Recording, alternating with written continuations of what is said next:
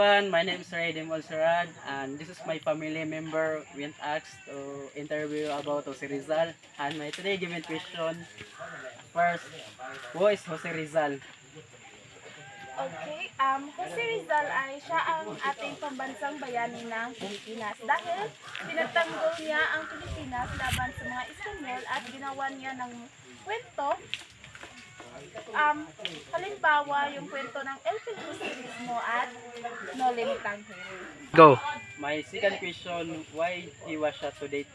Si Jose Rizal ay pinatay siya sa pamamagitan ng firing squad dahil sa paghihimagsik laban sa mga Espanyol.